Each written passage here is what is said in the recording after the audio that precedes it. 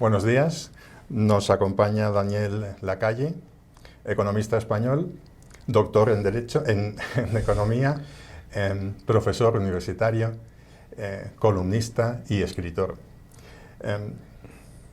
Permíteme que empiece la conversación que vamos a tener, Daniel, con un hecho que, en fin, con el que nos hemos desayunado esta mañana, procedente de España, y es obviamente la investidura del presidente Pedro Sánchez.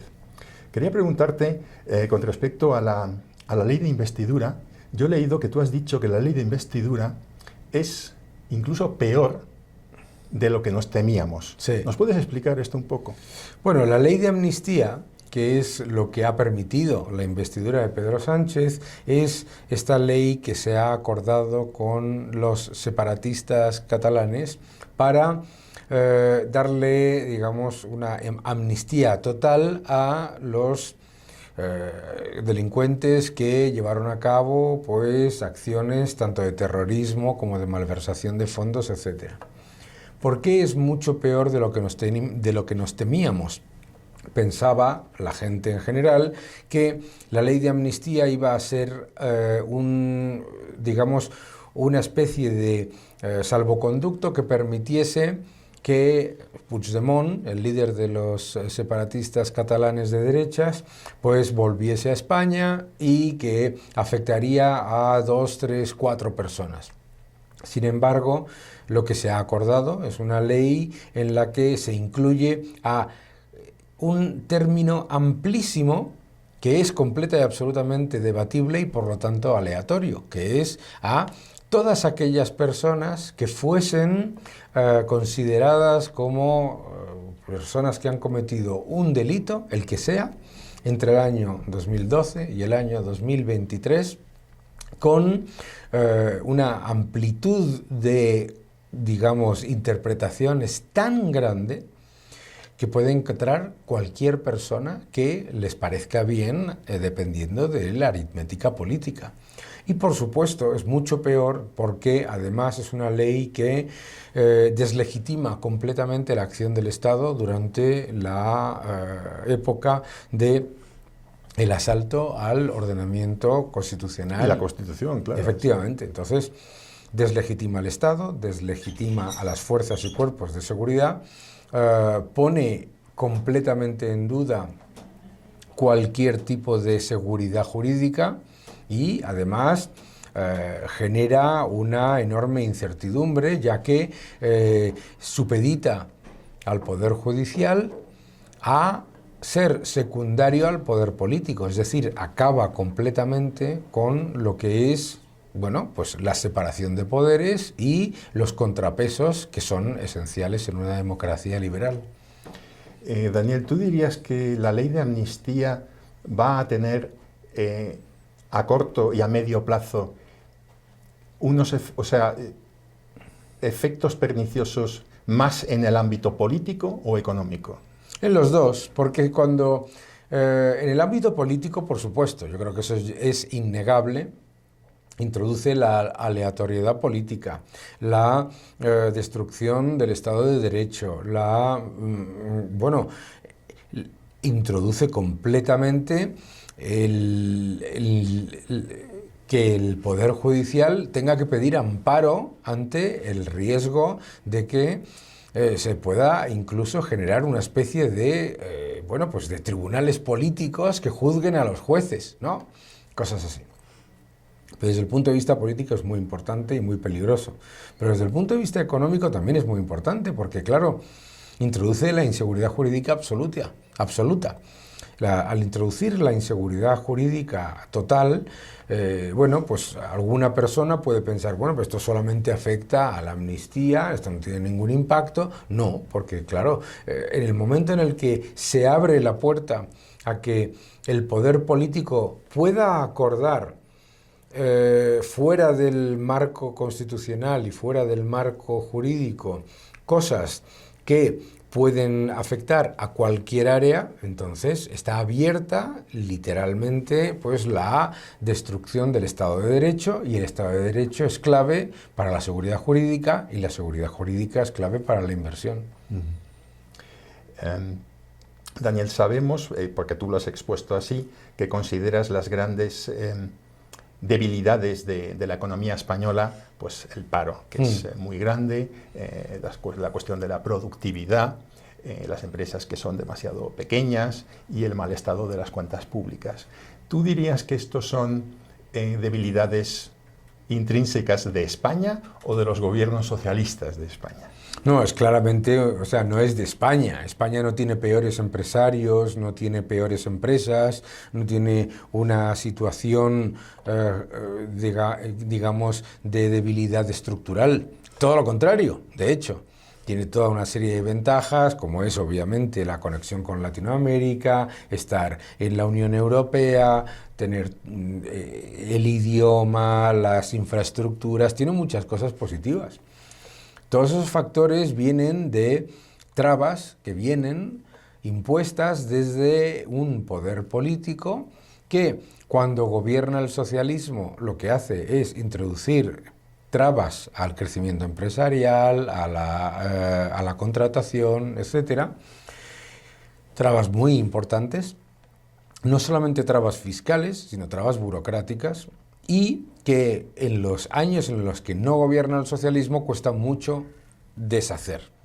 Y eso es un elemento clave, porque claro, muchas veces la gente piensa, bueno, pero si ha gobernado durante 8 años un gobierno del Partido Conservador, del Partido Popular, sí, claro, pero se deshacen 3 problemas después de haber generado 20 y después se generan otros 20 problemas. Las trabas burocráticas, las trabas fiscales en España explican el 90% de los graves desequilibrios económicos que tiene, y desde luego el de tener la mayor tasa de paro de todo Occidente. En España los gobiernos socialistas siempre dicen, tenemos récord de empleo, ¿no? Claro, no hay nada más que tomar un avión, ir a cualquier sitio del mundo y que te entre o la risa o la tristeza, ¿no? O las dos cosas a la vez, ¿no? Son problemas y el asalto y el ataque al crecimiento empresarial es muy evidente. Es muy evidente porque no solamente es un país de empresas mucho más pequeñas, es un país de microempresas, no de pequeñas y medianas empresas, de microempresas. No solamente es un país de empresas muy pequeñas, sino de empresas muy pequeñas dentro de su segmento. Es decir, las microempresas son más pequeñas, las pymes, las pequeñas y medianas empresas, son más pequeñas que la media de nuestro entorno, y las grandes también son más pequeñas, ¿no? Excepto casos muy específicos que, por supuesto, el socialismo siempre utiliza para las grandes empresas, ¿no? Y hablan de 2, ¿no? Claro, porque tampoco es que hay muchas más, ¿sabes? Y además, como repito, pues las grandes empresas españolas, con todas las cosas buenas que tienen, pues tampoco a nivel internacional y a nivel global, excepto unas cuantas que se pueden contar con los dedos de la mano, pues son empresas, digamos, realmente grandes, ¿no? Mencionabas Latinoamérica, es obviamente lo que nos interesa también a nosotros aquí mucho. ¿Qué dirías que puede aprender Latinoamérica de lo que está sucediendo en España? Bueno, que nunca se debe dar por hecho lo que has conseguido. Yo creo que Latinoamérica, normalmente en Latinoamérica el debate económico y el debate político siempre está viciado de una falacia de entrada, ¿no? Que es que los problemas de Latinoamérica vienen de haber tenido una cadena de políticas neoliberales que han dejado a los países en situaciones mucho más negativas que otros. Y es una falsedad. Como dice el profesor Alberto Mingardi, el neoliberalismo en Latinoamérica es lo poco que hay y lo mucho que falta. Pero entonces eso es un gran problema. Y el segundo es esta idea que estamos sufriendo en España de, ante los fracasos del socialismo, vamos a probar un poquito más de socialismo, ¿no? Es decir, tenemos la tasa de paro más alta de todo Occidente, bueno, pues más medidas socialistas, a ver si la cosa funciona por digamos, pues saturación de socialismo. Yo creo que el gran problema de Latinoamérica es no darse cuenta del gigantesco potencial que tiene a nivel global y de pensar que los problemas económicos se van a solucionar con más intervencionismo en vez de con más apertura. Y la evidencia ahora en Latinoamérica es que tienes una Latinoamérica de dos velocidades. Argentina, Chile están en estancamiento o recesión, Argentina además con una elevadísima inflación, hay aproximadamente un 24% del Producto Interior Bruto de Latinoamérica que está con políticas populistas generando menor crecimiento, menor empleo y menor inversión, y luego tienes otros países más pequeños, Uruguay, el propio Guatemala, Costa Rica, etcétera, que digamos, muestran que que se puede crecer, que se puede hacer las cosas mejor con políticas de apertura. Y yo creo que el gran problema de Latinoamérica es pensar que la apertura es mala, ¿no? ¿Tú ves que en Latinoamérica parte de la solución sería, mirando además a Europa, ¿no? Una mayor integración regional? Tenemos Mercosur, tenemos la Comunidad Andina, tenemos Centroamérica, ¿no? Obviamente la Unión Europea no es perfecta, pero yo creo que tampoco era la solución del Brexit, ¿no? Criticar, sí, pero tratar de mejorarlo desde dentro. Desde dentro. ¿Es parte de la solución una mayor integración aquí en Latinoamérica? ¿Se puede hacer? Bueno, yo creo que el gran problema de muchos de los mecanismos que se generan en Latinoamérica y en otros países es que son invalidados desde la acción, ¿no? Por ejemplo, hemos visto ahora con los BRICS, ¿no? Los BRICS nos dicen, no, pues fíjate qué poder tienen, que controlan no sé qué, controlan no sé cuánto y unas cifras, pero en realidad no hacen nada, ¿no? Mercosur no es muy diferente a eso, ¿verdad? Es una integración en la que no se integra mucho. Es así en el estado actual de Mercosur, ¿no? Sí. Claro. Entonces, ¿cuál es yo creo que Latinoamérica se beneficiaría más de algo que es muy difícil y que yo creo que sería muy difícil incluso en la Unión Europea ahora, que es unir a todo un grupo de países, no para disfrazar los desequilibrios y los excesos de los estados de cada uno de esos países, sino para acercarse al país más frugal de todos, ¿no? Es el caso de Alemania. O sea, hoy lo piensa uno, dice, ¿cómo? Que España, Italia, Portugal, Francia, etcétera, etcétera, van a converger para intentar ser más, digamos, bueno, pues más responsables fiscalmente, etcétera, como los alemanes. Eso no se puede acordar en Latinoamérica. De hecho, si lo piensas, el gran problema de todos los proyectos de consolidación o de coordinación en Latinoamérica es el contrario, es que normalmente pues Argentina se une a un país para que los dos lleven a cabo todavía mayor exceso fiscal o todavía mayor intervención, ¿no? Por lo tanto, yo a veces pienso que en Latinoamérica a lo mejor lo que hace falta no es mayor integración, porque podría ser todavía peor, sino mayor ejemplo digamos, de acercamiento mimético, ¿no? De decir, bueno, estos lo están haciendo bien, vamos a hacer lo mismo que ellos, no lo contrario. De momento es complicado. Hombre, lo que sería ideal sería que en Latinoamérica se uniesen los países con el objetivo común de tener una unión de máximo común, no de mínimo común denominador. El gran problema es cuando te juntas para generar mínimos comunes denominadores, porque claro, en Latinoamérica mínimo común denominador es mucho más bajo. Entonces, bueno, yo creo que sería bueno más integración, pero más integración que supusiese más apertura, más libertad económica, más responsabilidad fiscal, etcétera. ¿Es eso posible ahora con los países más grandes en manos del populismo? No.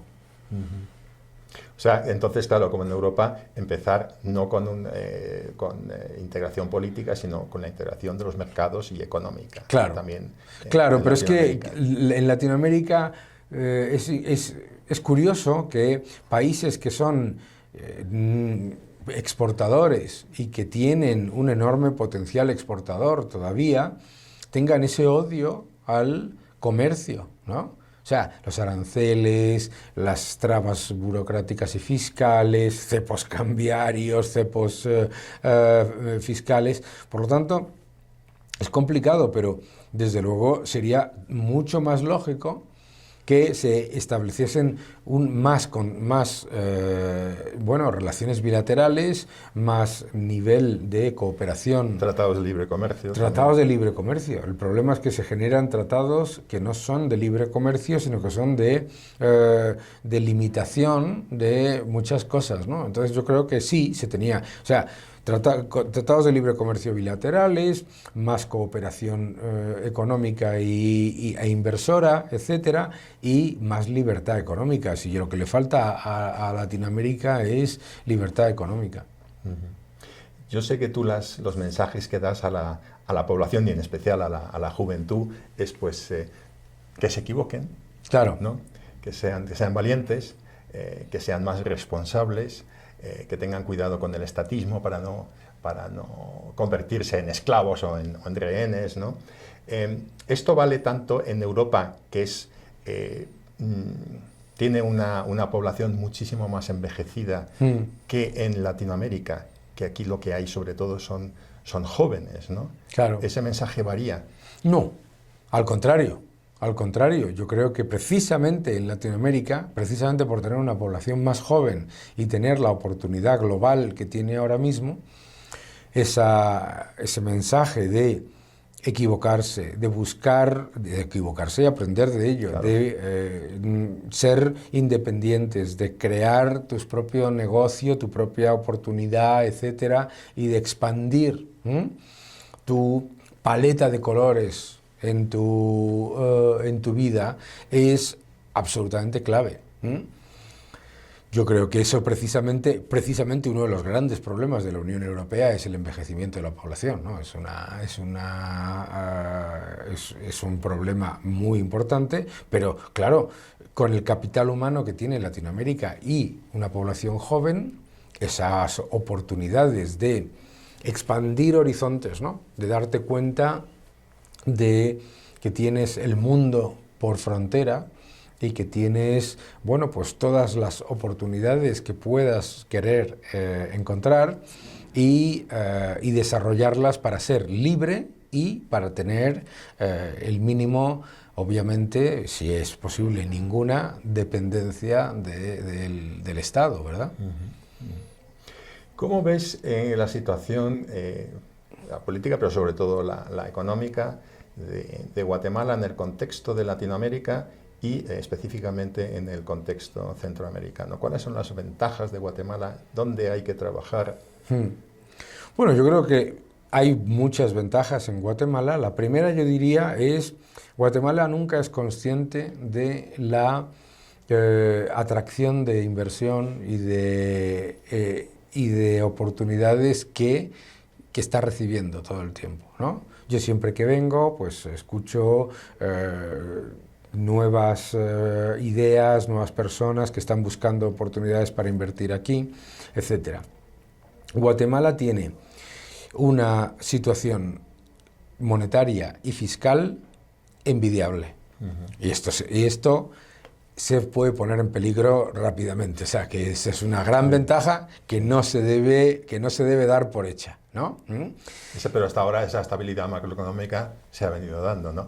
Sí. Puede cambiar, efectivamente. Puede cambiar, pero es muy importante reconocer... O sea, lo más importante cuando tienes una economía como la de Guatemala es no dar por hecho las ventajas que tienes, sino considerar, bueno, tenemos estas ventajas, tenemos una estabilidad monetaria por la cual una persona no está todo el día luchando contra la inflación y eso, por lo tanto, no genera un problema de inversión a largo plazo, etcétera, etcétera, etcétera, estabilidad monetaria y una estabilidad fiscal con unos parámetros de control del exceso estatal muy claros, que sin embargo a la vez dan una seguridad. El nivel de seguridad en Guatemala no solamente ha mejorado mucho en absoluto, sino que ha mejorado mucho en relativo con otros países. Es que no nos olvidamos de esas cosas. Y la seguridad jurídica, la estabilidad monetaria y la estabilidad fiscal son grandes ventajas. Luego, por supuesto, no hay nada más que tomar un avión y ver cómo otros países están en estancamiento, con elevada inflación, con unos flujos de entrada de capitales que se han revertido, etc. Entonces, yo creo que aprovechar esa situación para, además, hacer un poco, digamos, de pedagogía para explicarle al mundo por qué Guatemala es una gran oportunidad hoy, igual que lo puede ser Uruguay, igual que lo puede ser otras áreas, ¿no? Otros países. Pero yo creo que fundamentalmente es que Guatemala ahora mismo tendría que darse cuenta de que con los retos y las dificultades que tienen las grandes economías latinoamericanas, ahora es la oportunidad para poner el cartel de invierta usted aquí. Aquí hay seguridad jurídica, seguridad inversora, aquí hay estabilidad fiscal y estabilidad monetaria. No es muy típico, ¿no? Y aprovechar esas grandes ventajas. Las grandes desventajas, pues hay que invertir más en infraestructura. Hay todavía un problema de infraestructuras y hay que dar la oportunidad, por ejemplo, y ahí hay que dar la oportunidad para que se invierta en infraestructuras de manera en la que haya colaboración público-privada. O sea, no se puede estar esperando a que las infraestructuras las construya el Estado cuando los límites fiscales no se lo permiten y tampoco tienen por qué permitírselo, sino que hay que invertir en infraestructura y hay que fortalecer el capital humano, que es muy alto también en Guatemala, pero que hay que aumentarlo también. Yo, Daniel, entrevistaba ayer al gerente de la Cámara Alemana de Comercio, aquí en Guatemala, y entre otras cosas le estuve preguntando, bueno, le decía que es un hecho, lamentable, pero es un hecho, es así, hay una percepción, hay mala imagen de Guatemala en Alemania. En Alemania. En Alemania. Bueno, pues lo estábamos comentando, ¿no? Pues la inseguridad jurídica, también la inseguridad en general en el ambiente del país, la falta de infraestructuras, etcétera. Y yo le preguntaba si él veía que eso era así, y me decía, depende. Claro. Depende porque, según él, bueno, él me decía que en Alemania la economía y la política estaban muchísimo más integradas, ¿no? Dice, ese no es el caso en Guatemala. En Guatemala el sector privado funciona con independencia del político. De los políticos y de la política, ¿no? ¿Tú eso lo ves así? Y menos mal. Y menos mal, porque los grandes problemas de Alemania hoy vienen de esa simbiosis político-económica que les ha llevado a el mayor error histórico de política energética y el mayor error histórico de política internacional, que es que no son pequeños, porque la energía es todo para un país industrial. Entonces, menos mal. Es importante evitar, es importante que cada uno tenga su papel, el Estado sea facilitador, ¿no? Claro, ¿hay mala imagen de Guatemala en Alemania? ¿Comparado con qué? ¿No? Porque comparado con Rusia, comparado con Turquía, no lo sé. No. Quiero decir, muchas veces nosotros miramos los países de Latinoamérica con el espejo de nosotros hoy. Yo no. Yo miro Latinoamérica y miro Guatemala con el espejo de España en 1985. Y yo miro España en 1985 y Guatemala 2023 y digo, Guatemala va en el camino positivo y nosotros vamos en el camino negativo. O sea, muchas veces vemos los países con un paternalismo de país desarrollado sin darnos cuenta de los gigantescos errores que estamos cometiendo muchos de los países desarrollados por esa, digamos, autocomplacencia, ¿no?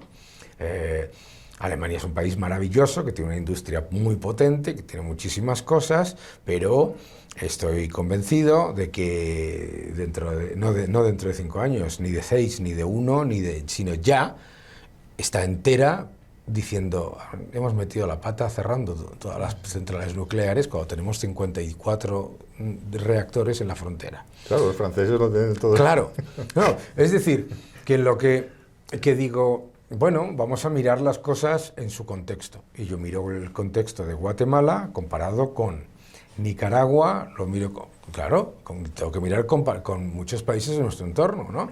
Lo miro con respecto a El Salvador, lo miro con respecto a Costa Rica, lo miro con respecto a México.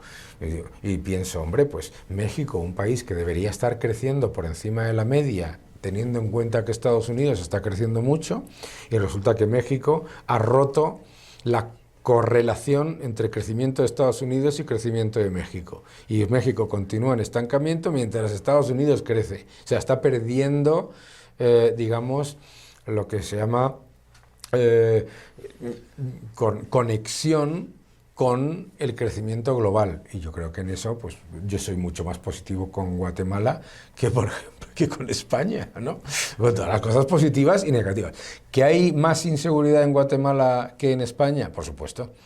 Pero es que este es mi 4º viaje a Guatemala, yo lo único que he visto ha sido una mejora exponencial en todo ese periodo. La primera vez que yo vine a Guatemala, no se podía ir a ningún sitio sin, supuestamente, o por lo menos te lo decían, sin guardaespaldas. Ahora puedes pasear por la ciudad sin grandes problemas, ¿no? O sea, yo creo que hay que ver las cosas en el contexto de la región en donde estás y del momento histórico en el que estás. Daniel, mencionabas México y yo quería insistir un poco en el tema México, aunque sé, porque lo dijiste antes, que no crees que la plataforma BRICS sirva de mucho. De todas formas, a mí me extrañó que cuando se estaba debatiendo, bueno, pues cuáles iban a ser los nuevos miembros y de Latinoamérica, yo sé que también Venezuela pues quería serlo y tal, lo cual no deja de ser un poco utópico, pero ¿por qué, me pregunto yo, Argentina sí y México no? ¿Es tanto mejor Argentina que México? Además, México tiene cosas que aportar, como por ejemplo el nearshoring, que es un factor en boga, que no solamente es muy positivo para México, sino también para los países centroamericanos, entre ellos Guatemala. Es que eso ya de entrada te demuestra que esto de los BRICS no tiene ningún sentido.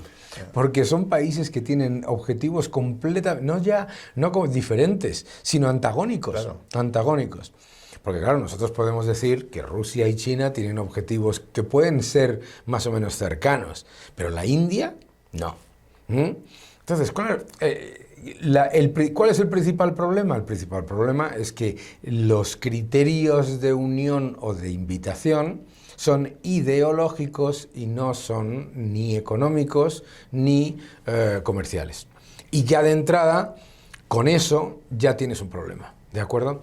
Entonces, ¿y por qué tienes un problema? Porque el incentivo que tiene Argentina de entrar en esa plataforma de los BRICS es que Argentina se cree que uniéndose a Brasil, Rusia, India, China y Sudáfrica, que el desastre monetario y económico que va a tener se lo va a poder transferir a los brasileños, los indios, los chinos o los rusos.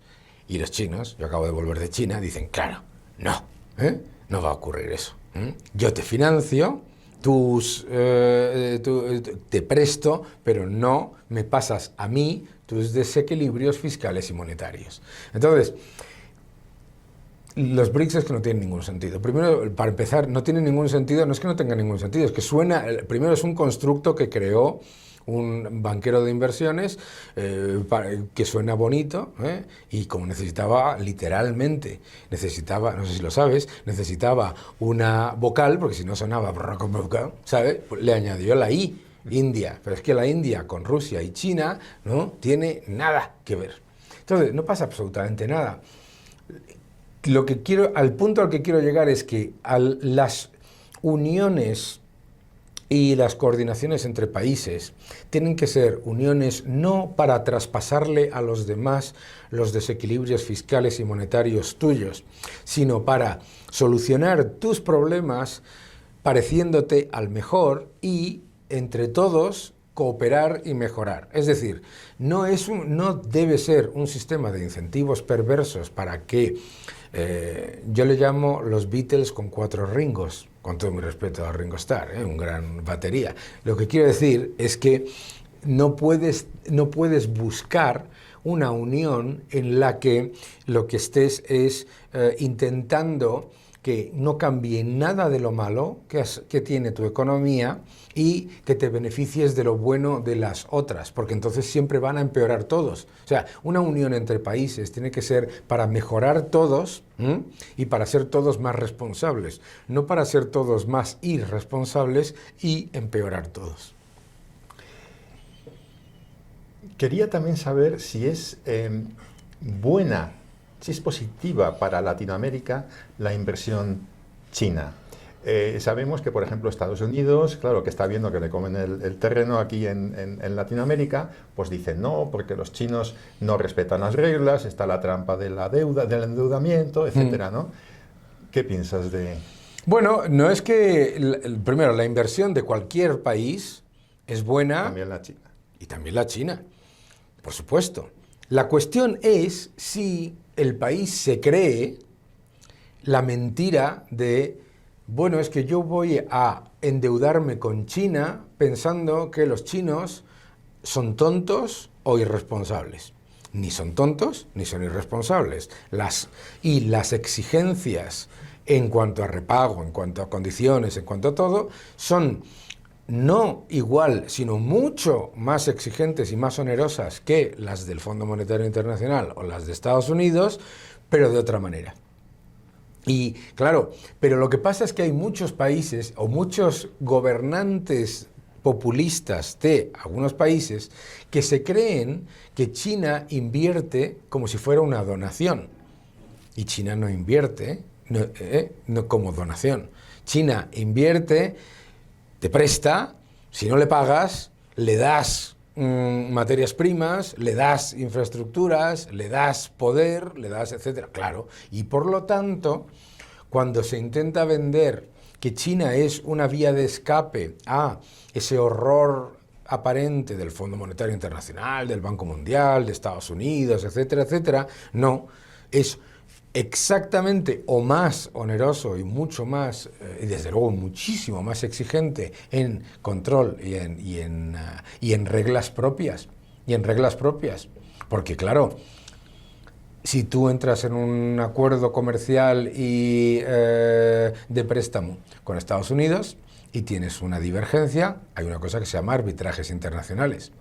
Buena suerte con un arbitraje internacional con China. Eso es Entonces, ¿es mala la inversión china? No. ¿Es mala la inversión de cualquier país? No. Lo que es malo es creer que la inversión china o la inversión de otro país es una donación que va a justificar los desequilibrios y los excesos populistas del país A o del país B. Por ejemplo, en Argentina, el peronismo vende la inversión de China como que ellos van a ser los que hagan que el peso funcione, que la economía china, que la economía argentina se solucione, etcétera. No. Y la evidencia es clara, ¿no? China lleva invirtiendo mucho tiempo, etcétera. No, y lo mismo pasó con Venezuela, etcétera, etcétera. La inversión de otro país no es el chivo, digamos, o el chivo, no es el chivo expiatorio, desde luego, pero no es, digamos, el salvoconducto que te permite que 2 más 2 suman 22. Y el populismo no funciona ni con inversión china, ni con inversión rusa, ni con inversión norteamericana, ni con inversión alemana o española. Daniel, mi última pregunta la quiero hacer en el sentido de ¿cuál crees tú que sería o cuál puede ser el país que lidere el desarrollo latinoamericano.